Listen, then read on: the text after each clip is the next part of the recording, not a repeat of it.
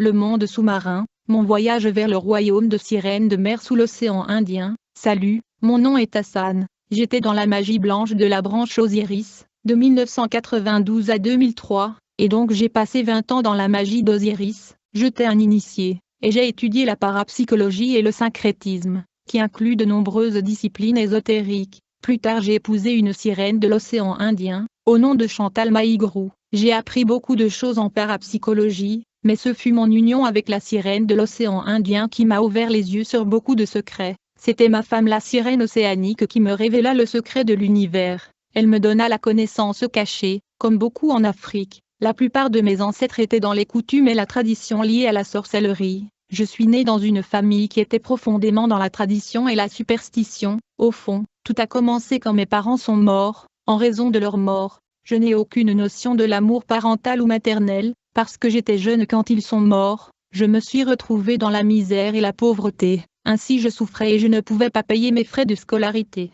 Un de ce jour, un homme dans le quartier qui travaillait dans la société aérienne nationale qui me connaissait et qui était au courant du fait que j'étais orphelin, me donna un livre. Cet homme savait que je traversais des difficultés et la galère, et donc il connaissait mes souffrances et mes difficultés, mais cet homme était un occultiste. J'avais 19 ans quand cet homme me donna ce livre appelé Le secret du succès. Ce livre était sur la pratique élémentaire de la parapsychologie. C'est ainsi que j'ai commencé à lire ce livre jusqu'à ce que je lis le livre dans son entièreté, sans savoir que c'était un livre de la magie. Quand j'ai fini de lire ce livre, j'ai remarqué en arrière du livre il était écrit « Vous êtes en effet dans la branche magique d'Osiris ». Le fait que vous ayez fini de lire ce livre fait de vous un initié à la magie d'Osiris. Vous ne pouvez pas faire marche en arrière, sinon il y aura des conséquences. Vous allez mourir ou vous deviendrez fou. Ainsi donc devez confirmer votre affiliation en écrivant à l'adresse ci-dessus. J'étais étonné et surpris par ce que je venais de lire, et j'avais peur, mais partant de la considération que j'étais en train de sombrer dans la pauvreté et le désespoir,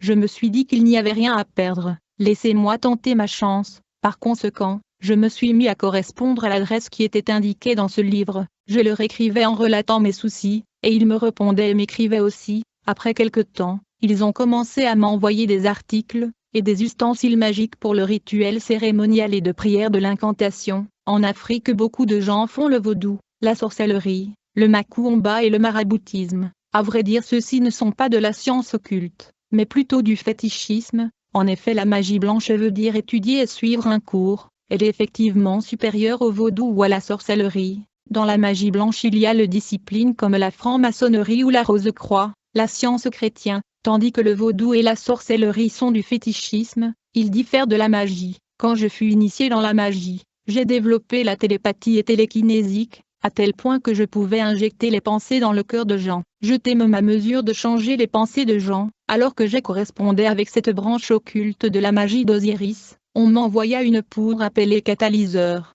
dont je plaçais sur mon front la nuit. Cela me permettait de dominer tout le monde dans le quartier. Une fois que je place ce poudre sur mon front, je soumettais les gens dans la voisinage à ma volonté. Je sentais que le monde entier était dans ma main. Au fur et à mesure que mon initiation évoluait, ma personnalité changeait. Je parlais moins et j'écoutais plus. Ainsi j'avais développé le sens de l'observation. En plus de cela je devenais de plus en plus sage et intelligent. Je pouvais lire les pensées de gens. Je pouvais également soigner les gens grâce à la méditation. En parapsychologie les choses sont faites par le penser et le geste de main comme de pied, parce que le penser et la méditation créent des effets cosmiques. Étant donné que j'étais devenu puissant et plus haut, en conséquence j'ai commencé à rencontrer des gens de différentes branches ésotériques. J'ai commencé à partager des connaissances avec des gens de la Rose-Croix et du franc-maçon. À la fin nous avons dressé une plateforme d'échange de connaissances ésotériques et magiques. Au fur et à mesure que je progressais dans la magie d'Osiris, je voulais plus de la connaissance et plus du pouvoir,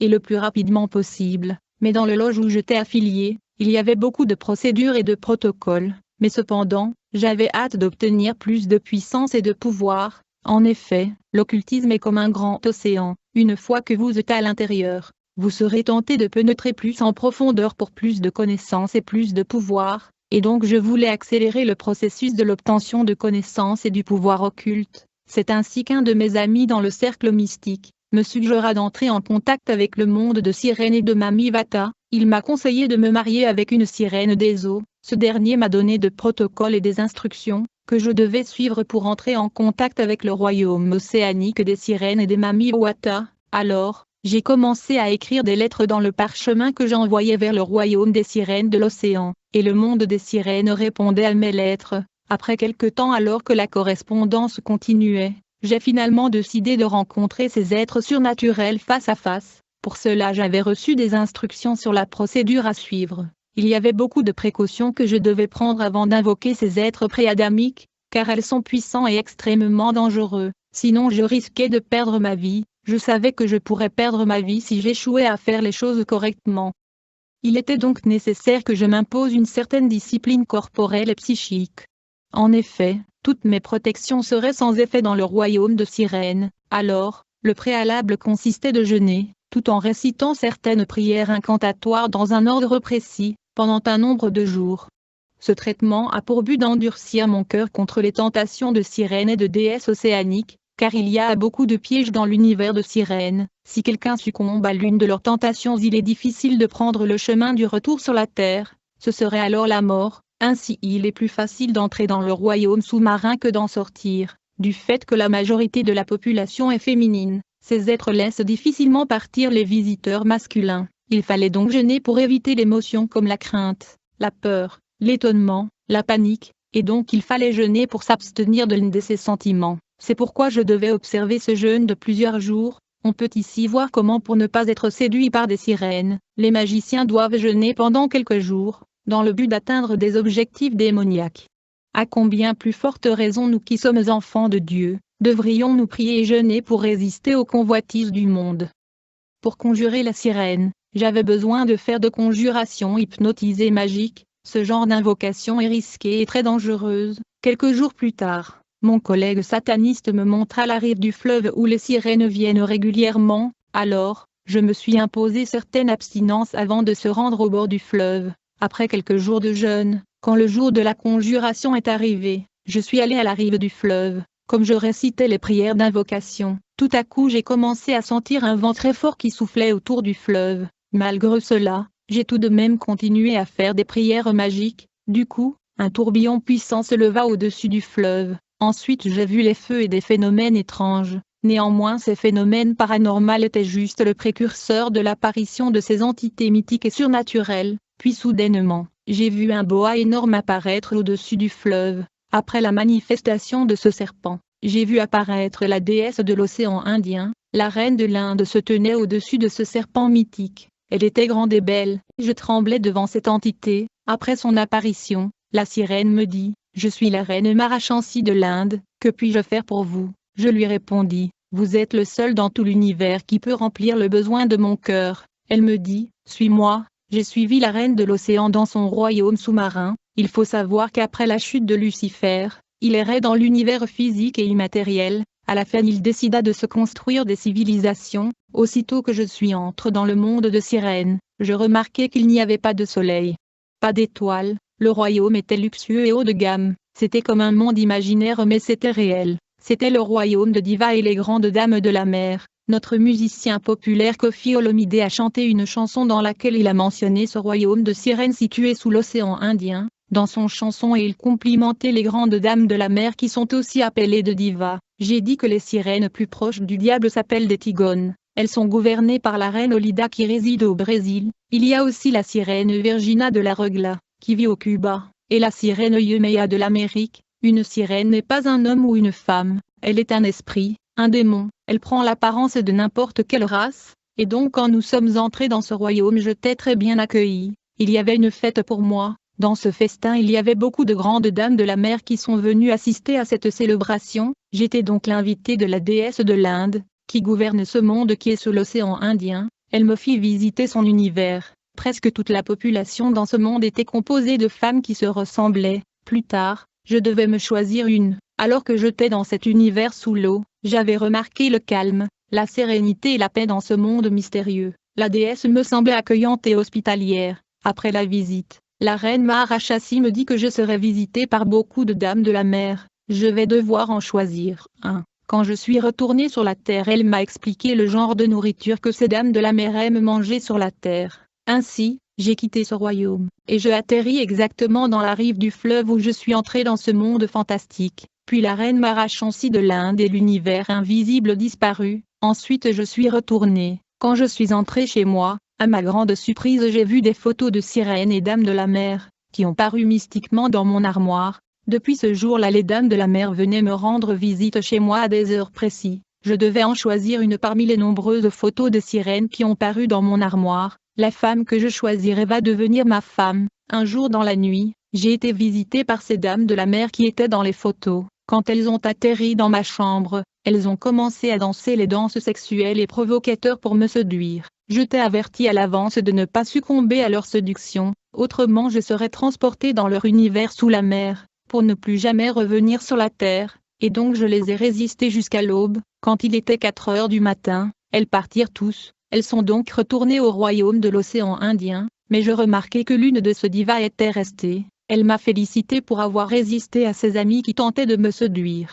Ensuite elle me dit, je suis celui que vous avez choisi sur le photo, je suis ta femme, je m'appelle Chantal Maïglou. Après cette introduction, cette femme de l'océan me donna des instructions et interdictions que je devais observer. Elle me dit, Hassan, tu peux manger de la nourriture cuisinée par ta mère, mais pas une autre femme de cette terre. Tu dois être hygiénique, tu vas changer tes sous-vêtements tous les jours. Tu ne vas plus jamais te marier avec une femme terrestre et avoir des enfants. C'est ainsi que j'ai commencé à vivre avec la sirène Chantal Maïglou de l'Inde. Elle m'a impacté la puissance et la force. Je suis devenu puissant, au fur et à mesure que je vivais avec elle. Elle m'a donné la richesse et la sagesse. La sirène avait la connaissance de milliers d'années, car elle est une créature pré-adamique, qui a été témoin de la naissance de Jésus sur la terre. Un jour elle me dit, Hassan, sais-tu que cette terre nous appartient? Nous contrôlons 90% de ce monde. Ces chrétiens sont seulement 10%. Tout ce que vous voyez sur cette terre a notre signature et notre cachet. Les nations nous appartiennent. La politique, le finance comme l'économie mondiale nous appartient. Toutes les industries que vous voyez sur la terre nous appartiennent. Que ça soit l'industrie de bijouterie, l'industrie cosmétique de beauté sont entre nos mains. La mode et la tendance nous appartiennent. Les nouvelles technologies et la technologie cellulaire sont inventées dans notre monde sous l'eau. À chaque fois que ces chrétiens qui sont nos ennemis hostiles courent après les choses de ce monde, ils viennent à nous parce que les choses de ce monde nous appartiennent. Même la technologie et la science nous appartiennent. Par ailleurs, l'Église est supposée être un endroit idéal parce que les gens sont supposés être altruistes.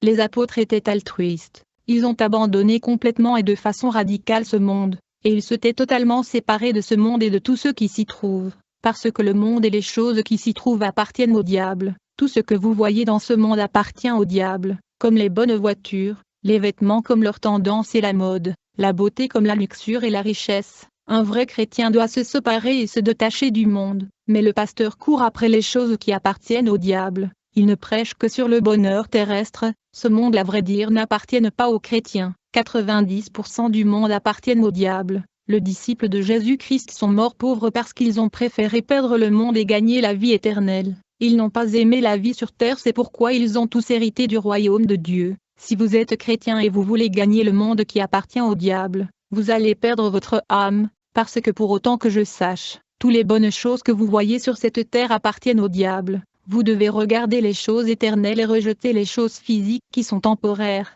C'est pourquoi Jésus a dit que mon royaume n'est pas de ce monde. Le christianisme n'a rien à voir avec des choses matérielles de ce monde. En principe, sur cette terre, la vie de chaque homme comprend 5 composantes, qui sont la nourriture, le vêtement, la richesse, l'honneur et la gloire. Les hommes se perdent à cause de 2 de ces 5 composantes qui sont la richesse et la gloire. C'est ainsi que les hommes qui n'ont vécu que 2 ou 3 composantes de cette vie pendant leur séjour sur la terre évitent la perdition, c'est-à-dire qu'ils vivaient dans la simplicité et l'austérité pendant leur séjour sur terre, dans l'espoir de vivre les autres composantes de leur vie dans le ciel. Un vrai chrétien, s'il a de quoi se vêtir et se nourrir, cela lui suffit. Il ne cherchera pas la gloire, l'honneur, la puissance, ou encore la richesse. Ce sont ces 3 dernières choses qui poussent les êtres humains à se séparer de leur maître et se retrouver dans le séjour de mort. Un jour la sirène Chantal me dit, quand il y a eu rébellion de 80 jours dans votre pays en 1966, le gouvernement zaïrois ne pouvait pas vaincre la rébellion qui avançait et semblait victorieux. C'est alors que les autorités de votre pays sont venues nous voir. Ils voulaient mettre fin à cette rébellion une seule fois pour tout. C'est ainsi que nous avons transformé un de vos officiers en une femme. Elle a dû dormir dans le cimetière pendant 7 jours. C'est alors qu'il fut transformé en une femme. Elle a pu séduire l'un des généraux de la rébellion. Quand ils ont commencé à vivre ensemble, elle a pu rassembler tout le plan et stratégie de la rébellion. C'est ainsi que le gouvernement de votre pays a pu vaincre cette rébellion. Tu peux me poser la question, comment nous avons pu transformer cet officier en une femme? Je t'avais dit que ce monde nous appartient, même pour gagner un match de football international. Votre gouvernement est venu nous consulter. Nous avons recommandé aux joueurs de l'équipe nationale de dormir dans le cimetière. Certains de ces joueurs de football devaient coucher avec des filles mineures pour marquer de buts. Certains de ces joueurs devaient porter le sous-vêtement des femmes récemment mortes. Ils devaient jouer avec ce sous-vêtement sur eux afin de gagner le match. Il faut noter que Lucifer, qui est le dieu de ce monde, peut prendre de nombreuses formes. Il a de nombreuses apparences interchangeables selon la tâche qu'il est censé effectuer. Il est interopérationnel. S'il veut tuer, il apparaît comme un lion à 3 têtes pour punir. Il est appelé Vermont à 3 cœurs, mais il peut apparaître comme un ange de lumière pour impressionner le nouveau initié. En plus de cela, son totem est le chèvre Baphomet, avec la croix renversée. En outre, les membres de son gouvernement utilisent l'emblème du dragon qui est 666. Ceci est le pouvoir politique à travers l'Organisation des Nations dans l'Organisme des Nations Unies. 666 est la marque de la bête représentant l'Organisation des Nations. Il y a le système 555, le système 777, 1200. Le diable est le maître de tous ces systèmes. Il est le maître du système financier et économique, le maître du système politique et le système religieux. Chacun de ces systèmes sont représentés par un nombre. Il faut noter que tout dans ce monde appartient à Satan. Le monde et tout ce qu'il contient est dans les mains de Satan. Il y a un réseau téléphonique dans notre pays qui porte le nom de Lucifer. Après avoir été expulsé du ciel, Lucifer avait promis à Dieu qu'il s'opposera à lui de toutes les manières possibles. Ceci est la conspiration luciférienne. À la suite de la guerre mondiale qui a eu lieu dans la région céleste, selon qu'il est écrit, et il y eut guerre dans le ciel. Michel et ses anges combattirent contre le dragon.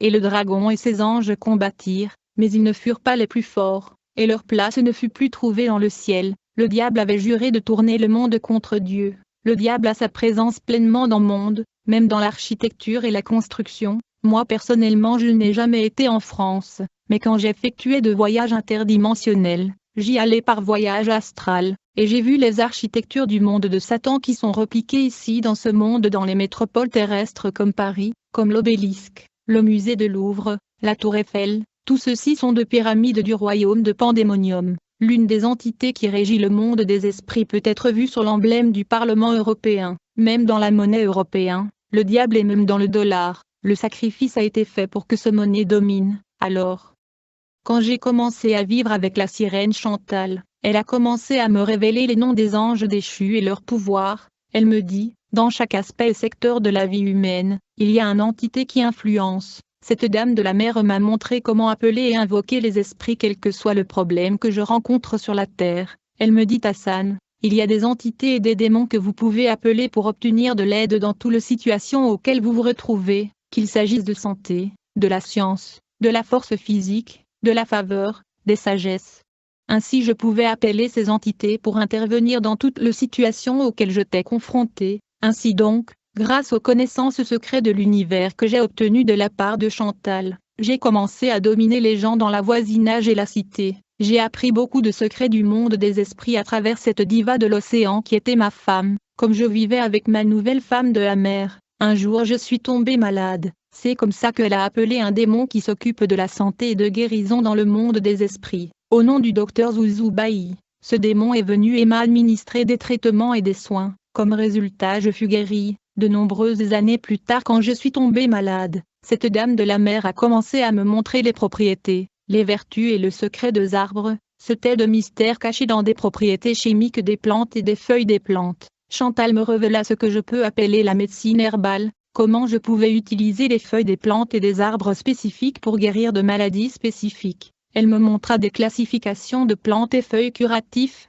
La médecine herbale utilise des médicaments à base de plantes fabriquées à partir de différentes combinaisons de parties de plantes, par exemple les feuilles, fleurs ou racines. Chaque partie peut avoir différentes utilisations médicinales et les nombreux types de constituants chimiques. Et donc ce jour-là quand j'étais tombée malade, Chantal m'envoya chercher les feuilles de plantes de melon, et elle l'a fait bouillir pour moi, et j'ai dû boire de l'eau issue de ce feuille de melon. Par conséquent j'étais guérie. La même chose quand j'ai tombé encore malade pour la seconde fois, elle prit des feuilles d'une plante, et la bouillit pour moi, quand je l'ai bu j'étais guérie. Cette sirène connaissait les propriétés chimiques et les vertus curatives des plantes et leur capacité de guérison. Dans la civilisation égyptienne et babylonienne, les prêtres étaient en contact avec ces êtres surnaturels, qui connaissent les énigmes et mystères de la nature. C'est ainsi que ces peuples utilisaient la médecine herbale, alors qu'on vivait ensemble. Chaque jour à la maison la nourriture apparaissait mais je ne savais qui préparait cela, et donc durant plusieurs années, j'ai mangé la nourriture qui apparaissait comme ça dans mon frigo. Dès que je commençais à vivre avec Chantal, j'avais trop vite remarqué que son odeur naturelle était celui du parfum, le fragrance était son odeur naturelle, et les sirènes se lavent aussi avec le parfum. Je me souviens quand je cherchais la délivrance, je suis allée à une église, mais pendant le culte, je sentis l'odeur de sirène sur une dame. J'ai dit à la dame que l'esprit de sirène des eaux était en elle. Comme elle n'a pas aimé cela, elle a commencé à palabrer avec moi, mais à la fin je lui ai demandé, « Êtes-vous mariée à un homme élevé dans le pays ?» Elle me répondit négatif. Je lui ai demandé, « Vous marchez souvent au bord de la rivière ?» Elle me dit, « Je me promène souvent avec ma mère au bord de la rivière. » Je lui ai dit, « Un jour, alors que tu marchais avec ta mère près de la rivière, c'est alors qu'une sirène des eaux entra en toi, raison pour laquelle tu dégages le parfum des sirènes. » La dame de l'océan m'apportait souvent des parfums quand elle voyageait vers son pays sous l'océan Indien. Elle m'apportait beaucoup de choses, mais la majeure partie de l'argent qu'elle m'apportait, je devais l'utiliser le même jour. Il faut savoir qu'il y a de puissants anges déchus qui règnent avec Satan dans le monde invisible, comme Belial, Léviathan et la reine du ciel. L'activité principale de la sirène était de provoquer le débauche parmi les dames. C'est ainsi qu'elle m'envoyait jeter une poudre mystique la nuit dans le carrefour et les croisements, dans tout le place public là où les hommes et les femmes sont en tout temps. Cet envoûtement occasionnait la dépravation sexuelle parmi les victimes. La dame de mer Chantal travaillait avec le Léviathan, qui est représenté par le totem de crocodile dans la marque du vêtement de Lacoste. Elle travaille aussi avec Demeter qui est une sirène énorme. Une sirène n'est pas un homme ou une femme, elle est une entité surnaturelle. Ainsi donc, durant toutes ces années Chantal ne préparait jamais, elle faisait apparaître tous le jour la nourriture que j'ai mangée sans pourtant connaître qui l'avait préparée. Quand j'étais dans l'occultisme, j'avais découvert que le chrétien était le genre le plus mystérieux sur la terre. J'avais remarqué que le chrétien quand il marche dans la rue il est un, mais quand on s'approche de lui pour menacer sa sécurité, il devenait deux. Une autre personne apparaissait, qui est l'ange de l'Éternel. Les chrétiens ont la marque et le symbole de Jésus sur leur front, mais ils ne savent pas comment utiliser la grande puissance que Dieu leur a léguée. J'étais dans le passé un pratiquant du spiritisme, je causais avec le mort. Souvent on allait dans le cimetière pour déterrer les morts, mais le cercueil des chrétiens et le reste sont protégés. À chaque fois qu'un sataniste ou un démon s'approche du tombe des chrétiens, il fait face à l'opposition angélique, mais quand un chrétien charnel meurt dans ses péchés, il souffre terriblement. Quand un pasteur défaillant meurt avec ses péchés, son funérail sera transformé à un festin, une célébration et une fête de démons. En conséquence, les démons de tout genre viendront prendre part à ce festin. Le victime sera soumis à des tortures incroyables. Il aurait été préférable pour lui de ne même pas naître. La mort d'un chrétien charnel est catastrophique. Il se verra entouré par des démons de tout genre,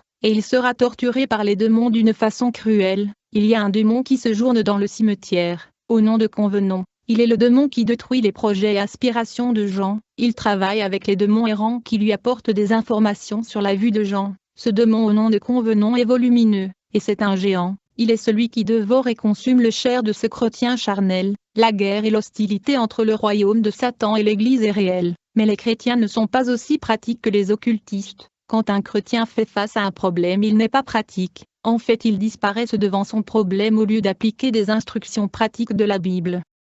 Chantal m'avait dit que Lucifer fut créé 6000 ans avant les hommes. Il est 7 fois puissant que des anges moyens. Mais les anges sont 7 fois plus puissants que les sirènes, qui sont 7 fois plus puissantes que les hommes. Dieu accorde parfois au diable l'accès à son trône. Lucifer est un grand et puissant chérubin aux ailes déployées. Quand il était au ciel, il était censé compléter un programme dans le 7 montagnes qui représente le 7 connaissances. Mais il n'a atteint que le 3e niveau, et puis il se rebella, quand il y eut insurrection et soulèvement au ciel. Dieu connaissait tout dès le départ. mais il a permis cette rébellion et révolte de suivre sa cour. Le diable a commencé cette insurrection et révolution avec Belzébul et Ataroth. Il fut rejoint par un autre ange supérieur puissant qui est adoré depuis l'Antiquité au nom de la Reine du Ciel. Cet ange est adoré dans toutes les civilisations, comme en Égypte au nom d'Isis, Iter dans le Moyen-Orient, ou Notre-Dame l'Immaculée Sainte Vierge dans la religion catholique.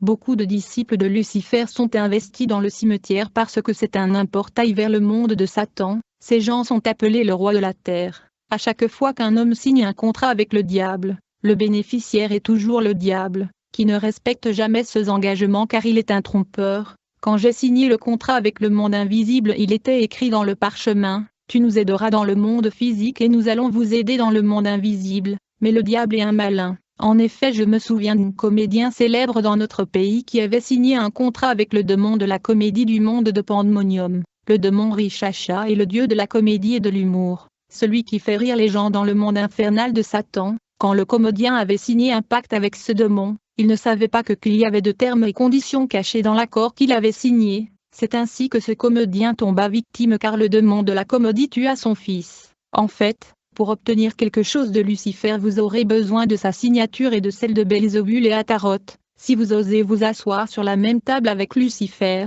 il vous convaincra sûrement que Dieu est un dictateur et qu'il a mal réagi, et que Dieu lui a traité injustement. Après qu'il fut expulsé de sa patrie, le diable avait promis à Dieu qu'il s'opposera à lui et il effacera son nom sur la terre. Il accuse souvent la Bible d'être un outil de propagande qui le discrédite. Il dit toujours qu'il a une mauvaise réputation à cause de la Bible. Mais à vrai dire, le diable est un criminel et meurtrier. Ainsi, après avoir été expulsé du ciel, Dieu a décrit la condamnation de Lucifer et ses anges, et leur sort fut scellé, qui est le lac de feu et de soufre.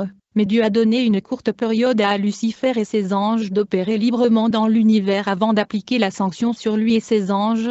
Il est clair pour les anges déchus que leur sanction ne va pas tarder. C'est ainsi qu'ils travaillent pour emmener toute l'humanité avec eux dans le lac de feu. En fait, après la chute de Lucifer et la guerre céleste, il y avait un ange déchu qui était soucieux et nerveux. À chaque fois qu'une année est passée sans que la destruction ne s'abatte sur eux et le monde de Satan, elle allumait une bougie et célébrait. C'est ici l'origine de la fête d'anniversaire. Cet ange déchu qui allumait le bougie chaque année pour célébrer le fait que Dieu retardait leur destruction était adoré au nom de la déesse Artémis. Par ailleurs, le diable dirige un royaume structuré énorme. Après la chute des anges rebelles, ils ont erré dans le cosmos et dans l'univers, mais à la fin ils se sont réunis pour bâtir une nouvelle civilisation. Lucifer a rassemblé les anges qui étaient des bâtisseurs, des constructeurs, artistes et architectes dans le ciel. Ils ont décidé de construire le Pandémonium, la capitale de l'enfer. Ils ont construit ce royaume en une période très courte, et pourtant il dépasse toute civilisation humaine. Le royaume de Lucifer est dans les airs, sous la mer et sous la terre. Il a beaucoup de régions, comme le monde de Polium, le monde de Cro-Magnon, le monde Pestifera, le monde Tartare,